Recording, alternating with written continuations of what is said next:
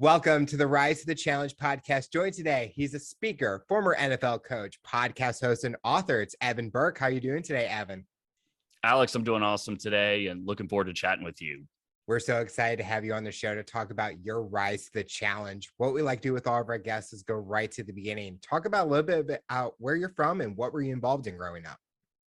Well, I grew up in Dallas, Texas, and during a time where the Dallas Cowboys were actually a good football team and, always involved in sports from very young age, obviously was watching those sports teams in the local Dallas area. And that probably kind of was the start of my love for football and was always involved in all different sports, just like anybody would be at a young age. When I went to high school, I was playing football and I also wrestled. And I was captain of both of my teams my senior year. I wouldn't necessarily say I was like an all-star or all-city or anything like that. But I was definitely, I viewed myself as a leader, and I always really gravitated towards the leadership aspect of sports. And just really kind of like viewed a lot of the world that way, right? Like that was the lens through which I saw things. And so loved sports, but wasn't good enough to get recruited to go play in college, and ended up attending the University of Colorado as a student. I went there to study business, and I was in the business school. And I would probably say in my second year, I was kind of going through classes. I was starting to really think about, okay, so if I continue on this track, I'm going to be working in a corporate environment here in about, 24, 36 months. Is this really what I want to do? And when I had gotten to Boulder, I had actually started coaching youth sports teams through the local YMCA, just soccer, basketball mainly, but I just had like a host of different teams, was really enjoyable. And it kind of started the itch for me on, well, I wonder what this would look like as a career. And shortly thereafter, I started coaching a fourth grade football team, which kind of like led me to my first football coaching experience while I was still a student at the University of Colorado. You mentioned growing up in Dallas. Was it hard to not cheer for any other team besides the Dallas known teams? Good question, because actually my favorite team was the Denver Broncos, and my favorite player was John Elway. Now I still was rooting for the Cowboys. I still won Troy Aikman throwing touchdown passes to Michael Irvin. But though for whatever reason, that just kind of became my team. Was the Denver Broncos, and John Elway was my favorite player. So was always really involved with just kind of like following the league. There is obviously, if you're here in Dallas, football is an extremely important thing. Yeah. A lot of people say that it's just like a religion, and it's probably more fierce in terms of how people treat it and the importance that it has in people's lives. And that goes from high school football to college to the Cowboys. And I think that was one of the things that struck me when I went to Colorado. And after that fourth grade football season, I coached the next year at a high school. It's a very different environment coaching anywhere else in America. If it's not Texas. And there are a couple places, right? Like I'm sure Ohio and Pennsylvania in terms of high school football, and probably a couple of others rival what Texas brings, but there is nothing like high school football and the importance that it has in the community. And so to answer your question long-windedly, I did have another team that I rooted for, but as I'm kind of outlining, football is a very particular thing in Texas. And so you don't want to be wearing, your allegiances that aren't the Cowboys too proudly on your sleeve growing up.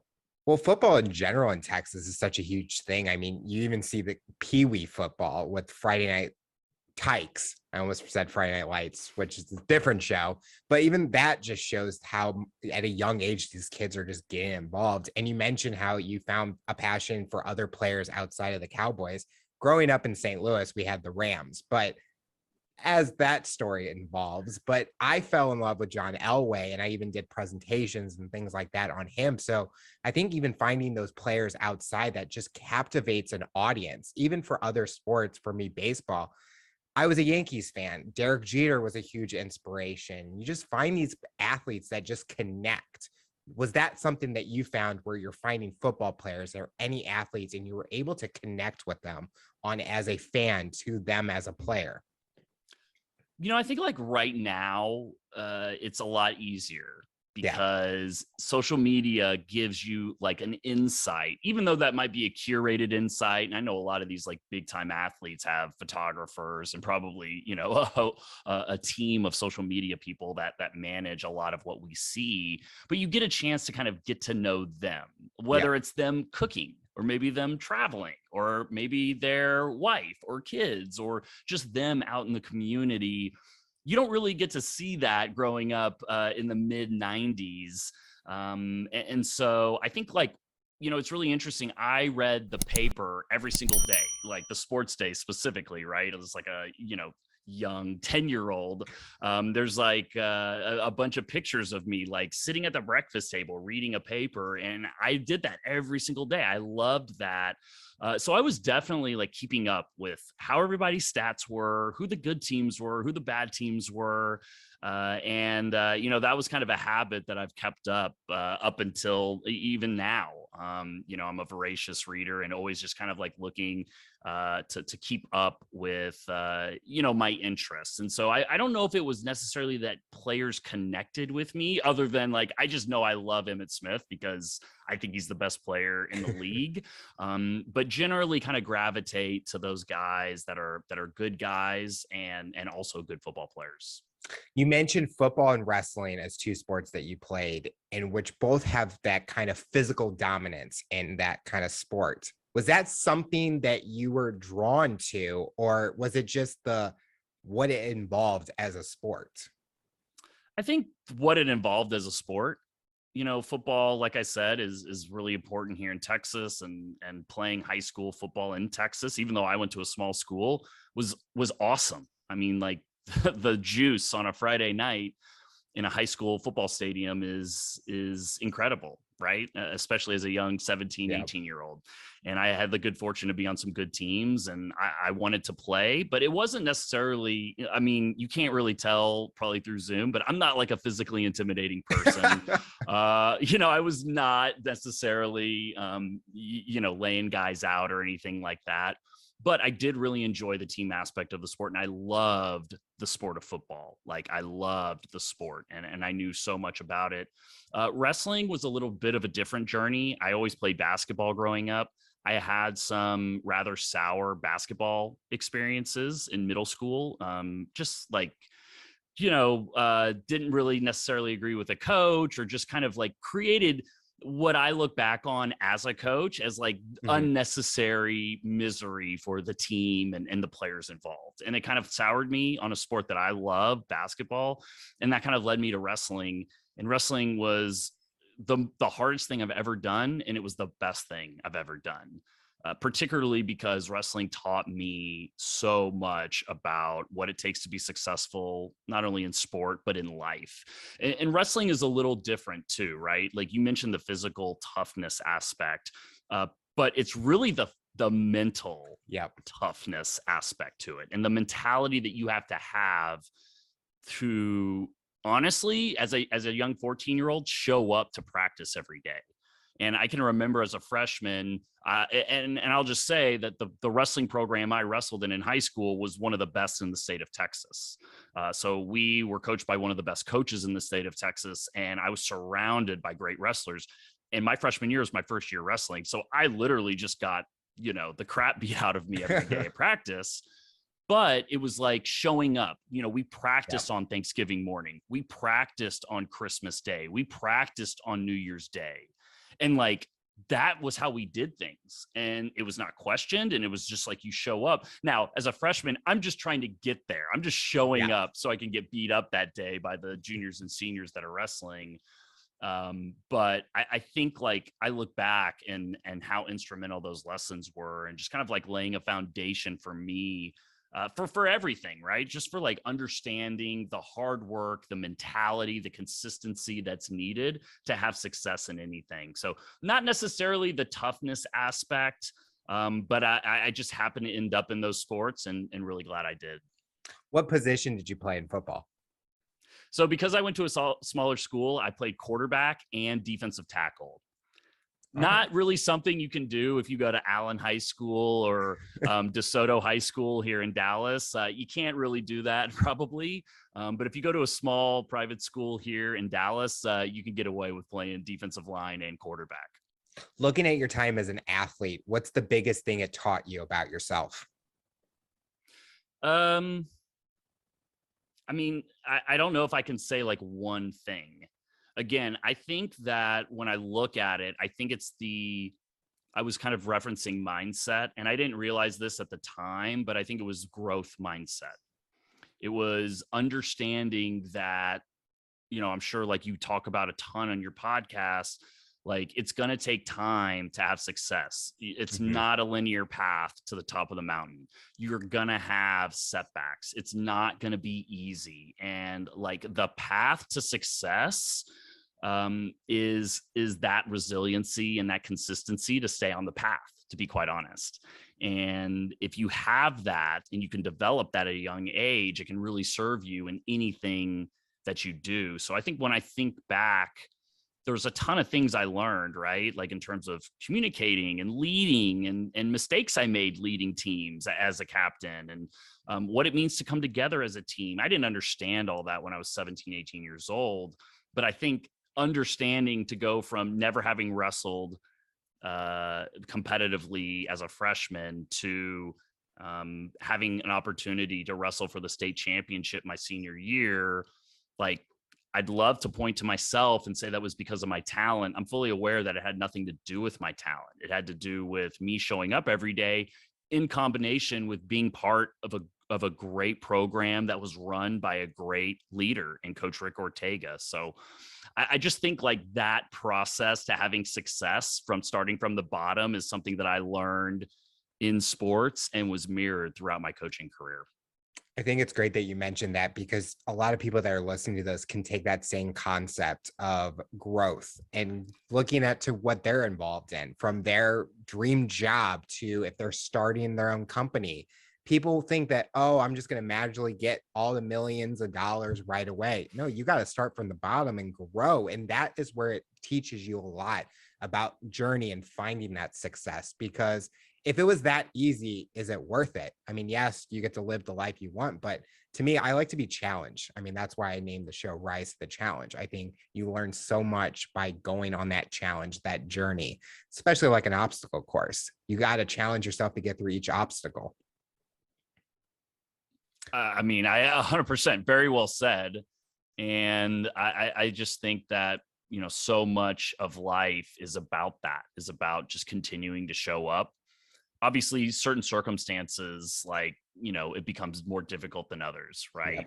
Yeah. We're specifically talking about my sports journey here, but it was a great lesson and kind of mirrored or maybe foreshadowed the path to come. Coaching has played a big part in your career and journey. Talk about that path, even after you started with that local area, but even getting into college and even getting into the NFL as a coach. Yeah, so my journey is definitely one that is unconventional. And the typical college or pro coach is either a former college player, typically high-level college player, or a professional player, or they are the son of a NFL coach or an NFL executive or a high-level college coach. That is the typical path to being a high-level coach in football. And there's not very many people that start from the very bottom and kind of like grind their way to the top like I did. And that was, early on, like I mentioned, I was 20, 21 years old at the University of Colorado. I just had this idea that like, I think I want to be the head coach of the Dallas Cowboys. I really like coaching these fourth grade basketball teams I'm doing, but I think the sport I want to invest in is football. It's the sport I love. And I don't know where to start. Like, I had this, I didn't even know I could like walk up to the University of Colorado football office and just like ask to volunteer. But I just was like, oh, I just need a team to coach. Okay, so I'll just go coach a fourth grade team at the local rec center. And from fourth grade football, I ended up coaching at a high school, Fairview High School in Boulder. And after I graduated, I got on at SMU. And so that kind of began my college and pro coaching career. And like I said, just not a conventional path to the top of the mountain. But from SMU, I started as an ops volunteer, which meant that I was doing bed checks when we went on the road. I was monitoring study hall. I was passing out Chick-fil-A's as guys got on the bus. All of the glamorous things that you imagine when you want to be a college football coach and you get your first college job, and was very fortunate, was able to build on every experience I had at SMU, coach on the field while I was there. I ended up getting a job in the NFL with the Miami Dolphins. And from there, I went to McMurray, which is a school out in West Texas in Abilene, where I was the recruiting coordinator and special teams coordinator and receivers coach. And then after that, I spent 2 years at UCLA and was just really blessed with the places that I was at. I got to coach at every level in football throughout my career. And I'll share with you kind of like the reason I left in a little bit, but was just really, really fortunate to be around some great coaches and see some things. I mean, I experienced a lot in my career. I experienced 1-11 seasons. I experienced culture turnarounds. I experienced an experience in the NFL. I just had an unbelievable coaching career while I was in football that lasted 12 years. Looking at each position that you got the opportunity to be a part of, do you think you gained a lot of knowledge so that when you went to the next level, you had a little bit of insight in what you could bring to that next level? Or did you have to adapt completely? Because if going from college to NFL, it's completely a different atmosphere for someone that's not in football, but you had the advantage of being the athlete, being that coach. So you had a little bit more insight and knowledge. Yeah, so you do bring like a baseline knowledge of either football or what a job might entail. But I think adaptability is a huge key to sustaining success in anything, but in coaching in particular, right? Especially when you're a young coach, because you don't really know anything. Mm-hmm. Like when I started at SMU, again, I'm 22, 23 years old. They're telling me, hey, you're going to be up here every day. You're going to be working with the coaches. You're going to be passing out Chick-fil-A's. I think that's awesome, but I don't know what it's like to grind 80 hours a week, right? But I do know what it's like to put a vision into your mind and then commit to doing what is needed to achieve that goal or achieve that vision. So just like in wrestling where, I was a nobody my freshman year, I was literally just a wrestling dummy. I kind of took that attitude when I went into coaching where I was like, I just want to be a part of this. And I didn't ask questions, in wrestling, it's like, hey, show up here on Thanksgiving Day, Christmas Day, New Year's Day. It's like, okay, that's what you do. I don't know. I'm just learning. And it was kind of the same way when I started SMU was oh, this is every single day. And I'm eating every meal here. There is no life outside of the football season. So that takes some getting used to. And when you go from college to the NFL, if I had to describe my experience in the NFL, I would describe it as intense. That was the one word that comes to mind. Even when I was in it, I can remember. It wasn't intense, this is bad and it's the worst thing ever. It's just it is an intense environment. Yeah. Everybody is there to win a Super Bowl. And anything that doesn't contribute to winning a Super Bowl is detracting from that effort. And you can feel it. And especially I got in there in the middle of kind of they had already been there a couple of years. So there's pressure. Right? If you don't win now, and we all know how the NFL is, you could be fired. So there's an element of adaptability that you need to have going into each new role on top of, learning a new, maybe you're underneath an offensive or defensive coordinator. You have to learn their system. You want to coach the players that fit well in that person, that coordinator's system. Maybe you're working for a new head coach. and you have to learn what he likes. Maybe you're at a new school and it can be completely different. I was, coaching at McMurray, a Division III school in West Texas of maybe 3,000 kids, is a completely different experience than coaching at SMU in Dallas, Texas. That's a Division I school that has 10,000 people on campus. Like, those are two different experiences just being on those campuses alone, in addition to having a new role, learning a new system, learning what it's going to take to be successful in that role, in that program that you're in. So I would say adaptability is kind of like the one big thing. And of course, as a young coach, you're always kind of continuing to grow and get better. And like, you carry your experiences into the next experience. And that goes for anybody. You are the sum of your experiences. So as long as you can have that adaptability and be quick to change when needed, that's kind of the recipe, or the baseline recipe to having success. You mentioned earlier about leaving. Talk about that experience and talk about, was it a hard decision to make? So throughout my coaching career, I kind of mentioned to you, like, I had a North Star. Like, I wanted to be the head coach of the Dallas Cowboys. And I think my North Star kind of evolved. I wanted to be the head coach of the University of Colorado, like return to my alma mater and coach there. That was my dream. That was my North Star. And it drove everything in my coaching career. So like, if I ever came to a moment of adversity, or like I wasn't happy with my role or where I was right then, I immediately, or sometimes maybe after a day or two, could like flip it and say, okay, but like, this is the setup to me eventually being the head coach at the University of Colorado. So that was really beneficial, because not necessarily it made my life easy, but it made my life very simple. Any decision I'm going to make, am I going to take this job? Well, does this job get me closer to being the head coach at the University of Colorado? No? Okay, well, I'm not taking that job. Yes? Okay, I'm taking that job. And that made the life very simple. And I think that throughout my coaching career, I had never questioned that North Star. I never was going to do anything else. I was 100% in on being the head coach at the University of Colorado. And then my last year, this is 2015, I'm at UCLA. I'm living in Santa Monica. I work at UCLA, probably one of the best institutions on the planet, if not like one of the best places to work for if you're going to work in college. I'm working with two of the best quarterbacks of the last 25 years in college football. Like, everything is set up. Everything should be great. And I had like this moment where I was really starting to question like why I'm not fulfilled. Like, why am I not happy?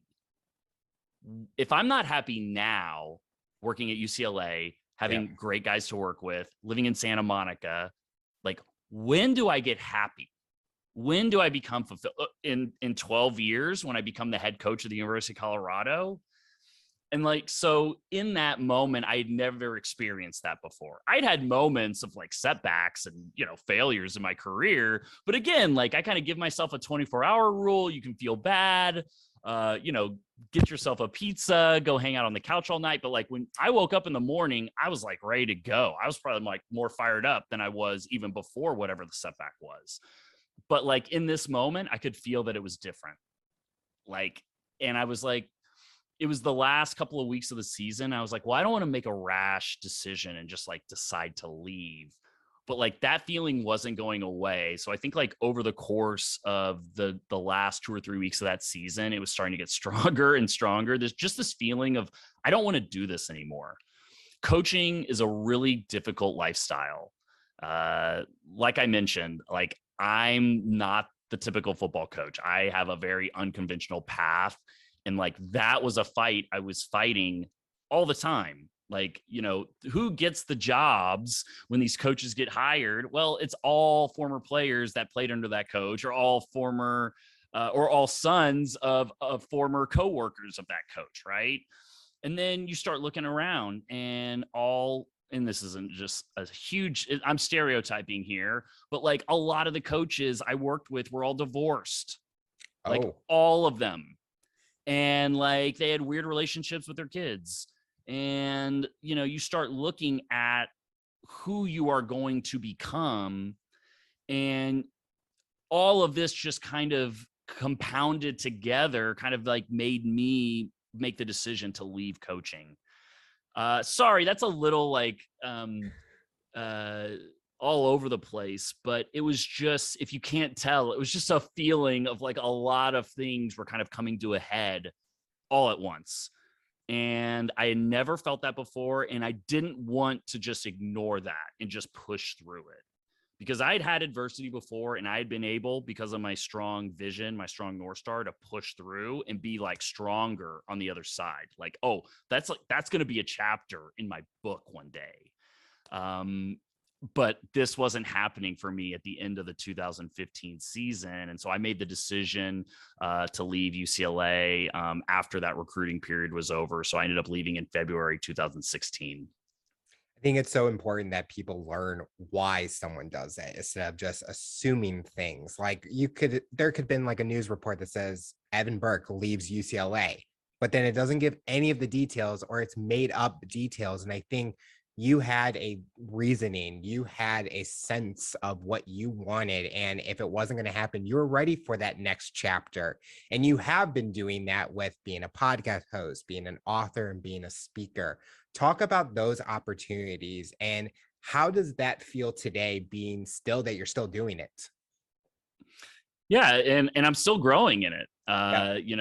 I, as I mentioned, I left now almost 6 years ago. Wow. And, I had a couple of jobs before I kind of had settled into this being really kind of my calling. And again, like I loved sports, and I loved developing people, right? Like that's what I was doing as a coach. That's what you're doing. You're developing people, you're developing the environments that people can have success in. And I always loved that. And that was like one of my favorite parts of coaching.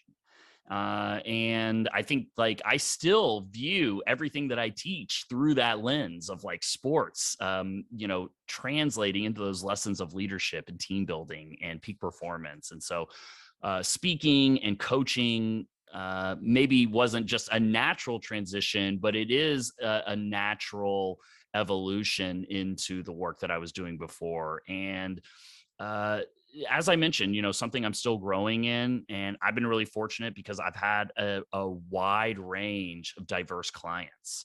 I've worked with startup founders. I've worked with professional esports teams. I've worked with college athletic programs. I've worked with NFL coaches. I've worked with forensic science industry associations. So like it runs the entire spectrum. But even though you might be on a different highway, it's all of the same principles, the principles for success. And like I was kind of sharing earlier, like the adaptability and like the consistency that it takes to show up and continue to improve. Like that's the case for anybody in any walk of life or any profession. And so obviously sometimes I feel, at least, it becomes a little more relatable when you can share a story about Tom Brady or Kobe Bryant or through these leaders that do such a great job of building winning cultures. And as you kind of mentioned at the beginning of the episode, these people that we all look up to and admire. What is your show about? And did you ever think that I'm going to be hosting something? You talked about coaching, and to me, being a host is like being that head coach. You're in control of the show. Is this kind of not completely fulfilling that, but did you even realize that at the time? So I did not realize that. You really become a storyteller. Because I can have a lot of respect for what you're doing now that I've done it for a year and a half. And, I'll come in here. I'll talk about anything, Alex. What do you want to talk about? Like, right. I'll talk about the NBA finals for 30 minutes right now. But like your job as a host is really to kind of like help share that person's story, but also pull out the nuggets that are valuable in that person's story. Yep. So it's not just so much, I loved a question you asked earlier. I had kind of like I was just trying to like wrap up my high school career in like 30 seconds. And you like went back and asked about the evolution of me as a wrestler or whatever. And those are the things where it's like, oh, I've never even been asked that question on a podcast before. But now that I like think about it, it mirrors starting at the bottom in wrestling, just like I started at the very bottom in coaching and worked my way up. And so like, I love that aspect of it. And these are conversations that I would be having anyway. So you know, my podcast is called The Highest Level Podcast, and it is a sports leadership podcast, really kind of examining how championship cultures are built and what leadership excellence looks like at the highest levels. And so these are conversations I've had my whole coaching career. I thought I was a pretty good conversationalist and I could be a good podcast host. And honestly, these are selfish episodes. Like, I want to learn from the people that come on my show. And I think that I've seen that other people enjoy learning from these people as well. So it's really been a great mix of not only what I think are my talents, but also my endless curiosity to learn from people who have been different places and had different experiences. I always talk to people and they're like, what were you when you wanted to be growing up? And I always said a game show host. Loved game shows. And I'm like, I can do that. Obviously, I'm not in the game show world, but I'm hitting that host part and I still fulfill that in a way. And this show, if the pandemic didn't happen, this would not be here. I think that it gave me the opportunity to kind of see what can Alex do on his own? What is something that people haven't seen him done? And this is what has evolved and started from the bottom, kind of hit that message throughout, is starting from the ground and growing to where it is today, because I would do it over again with a different topic because it's been so much fun. And I don't view it as a work. I view it as something great because I get to meet so many great people like yourself. And if I didn't do it, wouldn't be having this opportunity right now. Yeah, 100%. Passion is so important in anything that you do. And I think I was telling you right before we started recording about my book, Finding Intangibles, that I just published. And it's really kind of about my coaching career and kind of like how I saw the best teams that were built. And they're not built on talent. The best teams aren't. And you can win with just talent at the highest levels of sports. And we can all cite 100 examples. But the teams that truly win at the highest level and sustain success and win championships are all driven by the character on their team and actually use character as a competitive advantage. And you were talking about passion. Passion is one of the things that I talk about, one of the intangibles I talk about in my book. And that passion can allow you to push through so many things. And as you said, you don't even view it as work, like you're excited to do this, what 99% of the population would view as work. It allows you to view it in a completely different frame of mind. And probably you would agree, it elevates the experience of the podcast and your performance as a podcast host. Since it's been a while since you've been an athlete, do you miss that kind of environment, or do you kind of still, as an individual, still go out and try different athletic competitions and things like that to kind of still drive you as the athlete you are? Yeah, I mean, I appreciate you framing me as an athlete, and I guess like in the sense of that I spend 4-ish days a week at the gym, trying to be at my best. I am an athlete in that respect, but I don't really view myself as an athlete. I view myself more as a coach, and I think that in particular for the environment, like, there is no replicating being on a plane flying to go play the Jets on Sunday Night Football. Like, you're not going to replicate it. You're not going to replicate running through the tunnel at the Rose Bowl. You're not going to replicate what a locker room is like after a tough win, a close win. There's no replicating that. So I personally think it's kind of a fool's errand to try and replicate that, although I know that a lot of people do. For me, that's kind of where I dive back into the work that I do, and kind of the things that I'm passionate about, obviously teaching through these lessons and speaking and sharing people's stories on the podcast.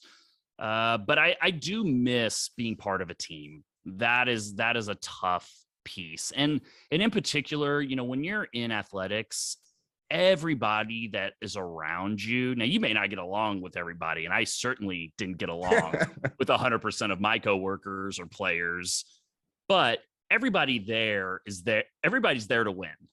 Like, everybody pretty much is a high performer. And I was always attracted really to those high performers. And, I look back at like the relationships that I still have in coaching, and that is an aspect that I really miss, because I took a corporate job right after I left coaching. And that was probably like the biggest thing that I noticed was, at 5:00, everybody like closes their laptop up and races out of the building. And, me, I don't know. I'm like, what? Like, where's everybody going? Come on. Like, but like, you don't find that in a lot of industries. And so to be kind of pulling all in the same direction, that team chemistry, that team camaraderie, to be in those high performance environments. And quite honestly, I thrive in those environments where I'm under an immense amount of pressure. So I welcome those environments. Those are harder to find now, not being a part of a team like that. So I do miss that. And I'd be lying to you if I said I didn't, but that is the reality of kind of like leaving the coaching profession and doing what I do now, with clients, and kind of more, the way that I work with clients typically is more of a drop in, right? Like, I might be presenting to them once a quarter. I might be coaching with somebody once a week. It really just depends on what the setup is. But you don't get that quite day-to-day interaction of being on a team. Now, this is just a fun question. If the Dallas Cowboys called you and they wanted to offer you the head coaching job, would you take it? Oh my God, of course, Alex. Drop everything. I'm going to Dallas. I'm not an idiot. Everything that I really do, my whole career, I saw everything through the lens of a head coach. So I took copious amounts of notes that I've like at such a high nerdy level, organized digitally and physically. And everything that I did was seen through the lens of running a program, whether it was an NFL team or a college program. And so a lot of the speaking and a lot of the coaching and advising that I do is kind of sharing that perspective of a head coach. And like the different things that I've seen that I had kind of like saved up through my career that I was going to use one day when I became the head coach at Colorado. And I use that now, right? It's like deploying all of these resources that I was going to use on a different life path that, now I just kind of tailor and translate it into the corporate world and the worlds that I live in now. So if they're calling, I'm 100% there as the head coach. Now, I'm not going there to coach for just anybody. Probably going to pass on that. The money would have to be really great. But if they offer me the head coaching job, no question.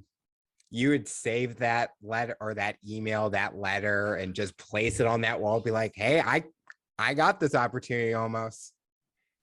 Well, are you talking about the assistant job or the head coach? The head coach. I mean, if I got an offer to like host a TV show that I loved and I couldn't accept it for some reason, I'd place that wall saying, hey, follow that dream, because you never know what can happen in the future. Yeah. I would use it as inspiration, basically. Yeah, I understand that. I think like if you have the job is the experience, right? Yeah. Like, so you are having an experience. You would want to save that piece of paper, maybe. But I think like for me, I would like pour myself into that experience, and I would almost maybe resist for me personally. Yeah. I would resist placing it somewhere because like that's already come and gone. Yeah. Like that experience has already happened. Like, how are we going to win the next game? That's what my focus needs to be. But in the sentimental view of leaving coaching and having my man cave and wanting to display that piece of memorabilia, I might like place it in a folder somewhere for a later date and time. So what does the future look like for you? What are you hoping to accomplish in the next few years, both personally and professionally? That's a good question, but I don't really view things in those terms. Okay. I really view things in terms of like the vision that I want to create for myself, whether it's the lifestyle I want to lead or the impact that I want to have with people. And it's always evolving. So I think it's a little bit of a personal choice for me. I don't really believe in goals. I guess like maybe in a sense I do, but I'm very process driven and not results oriented. So I really am in a firm belief that goals can be detrimental at times. And like what you want for me personally is like a very strong North Star of like where I'm headed. And like, I'm going to figure it out. Mm-hmm. Like, I just have that undying belief and relentless effort and focus on making that work if I know what the vision is. Now, maybe like having small goals to hit would be something, but like I don't look at it in terms of I want X number of book sales. Like I look at it as like I know after writing this first book that I know I want to write another book. I know that I want to continue to educate people through the written form, and I should probably continue to not only develop my abilities in written communication, but I should also try different avenues of written communication. Yep. So like, I don't necessarily look at it as like, okay, I don't want to write 2 books in the next 5 years. I look at it as I really enjoyed that book writing process. I'm getting really good feedback of the value people are getting out of that. I would do that again. And so it not quite one to like set 5-year visions for myself. More focused on that North Star and where I'm headed. And, just to give you an answer to that, or to answer your question, I think that is always evolving. So it kind of changes as I kind of, have new experiences. Like I always wanted to write a book, but it really just took me sitting there and saying, okay, like, I think I want to write a book now. And it's the last 2 weeks of 2021, and I'm just going to sit down and write it. And so it's not really something, it was something I always looked at, but it wasn't until I was like, okay, I'm ready to do this now, that I just made the decision and the commitment to get it done. So I want to continue to make an impact on people and just be a positive difference maker in the people's lives that I work with, and in those close to me. And that's really kind of like where everything starts. And obviously there's bits and pieces that come off of that in terms of writing the next book or speaking to, X number of teams next year. But I think it all starts with being a positive difference maker in the lives around me. I love that answer because I asked that question because everyone has their version of what that question represents to them. There's no right answer, and there's not a one answer that I'm looking for because everyone views it differently. And some people have those goals. Some people look at it differently, but it's all about what's personal for them and what they're wanting. Because if they look back at this and they want to be able to say, did I try? Did I go towards that route? Am I being accountable for what I said? Because I always view that if I say it, I want to make sure that I'm staying with it. But things happen. You never know what can happen nowadays. Yeah, totally, Alex. And I mean, like you were talking about your podcast a minute ago. If you sit here and you say, okay, I want, and I don't know what numbers you do, I want 100,000 downloads in the month of December 2022. Okay, so now you've attached this result to what you are doing. And the way to achieve that result is you need to reverse engineer like achieving that, right? It's not so much getting the 100,000. It's like, okay, so what needs to happen for you to have 100,000 downloads, or even like 10,000, right? Like whatever that number is, if you're going to grow your base, and let's just say you would need to get 10% more downloads. Well, you need to reverse engineer what those behaviors are going to be. They're going to lead to a 10% jump in your numbers versus actually focusing on getting the 10% jump. Because what happens if you don't hit your 10% number, right? So I would make the argument that you saying, oh, I want to get 10% more downloads in December 2022 is detrimental. What I would say is like, okay, if I was going to grow my subscriber base, what would I have to do? Well, I'd have to be super passionate about what I'm doing. Okay, maybe my guests need to have a bigger social media following. Sorry, I couldn't help you on that, by the way, Alex, but it is what it is. I need to have like more topical conversation, whatever you decide, and then you go do that. Then you can stay in that moment. You can stay committed to the process. Now, when you only get an 8% jump or 15% jump, it literally doesn't matter. Yeah, because you're focused on these things that are going to lead to the results that you want rather than focusing on getting that result or not getting that result, and kind of like placing all of our value into that. This is more of a microcosm of like our entire society right now, and maybe not the proper time to jump into that whole probably 4-hour podcast episode, but it's just my own personal belief and kind of like one that I've kind of held true to myself throughout my career. So there are people that can give you their clear five-year plan. Mine's more based on the type of impact I want to have and the type of person I want to be. The final question I'll ask you, for someone that's listening to this interview based on your journey and experience, what tips or advice would you give them to overcome obstacles, accomplish their goals, and rise to the challenge? Well, I think like the first thing is, like I keep talking about my North Star, I think you need to create alignment with what it is that you want to achieve. And I think a lot of times we say like, oh yeah, you need to have vision.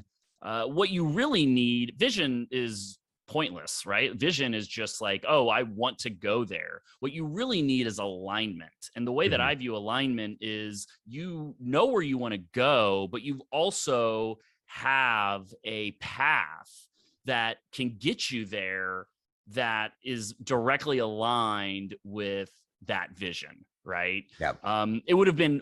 It would not have been realistic for me to leave football coaching and say, oh, well, I want to be a Major League Baseball general manager in the next 5 years. Like that's probably not going to happen. So there needs to be like a bit of self-awareness, and a bit of just understanding what that path is going to be and aligning your actions to those goals or to that vision. I think the second thing is you need to create a process. What is your process every single day that's going to help you achieve that goal? What are you improving on? Like you're going to probably have to have a consistent improvement, and you're going to have to show up consistently day after day. And so like, what does that look like for you? And what are you focusing on? Obviously we're talking about having that resilience. And I think the third piece for me is that resilience, which a lot of times goes back to that passion, can kind of help you through those moments of adversity and overcome those challenges. And I think the fourth and final thing that I would mention is be very mindful of the people around you and get people around you that not only can help you, yes, in terms of advice, but also people that can help you in terms of support. Supporting you mentally, supporting you in pursuit of your goal, and honestly raise the collective character of you and your entire inner circle. So I'm very passionate about networking and keeping those around you that hold themselves to the same high standards that you hold yourself to. So you are the company you keep, and that would probably be my fourth piece. But I would say alignment, process, resilience, and people are kind of my four keys to achieving anything great and achieving sustained success. Well, Evan, I want to thank you so much for coming on the show and talking about your rise to the challenge. You're inspiring so many people, and we're excited to see what the future looks like for you. Alex, thank you so much for having me today. This was a fun conversation. You're a great guide going through my story, and really appreciate you having me.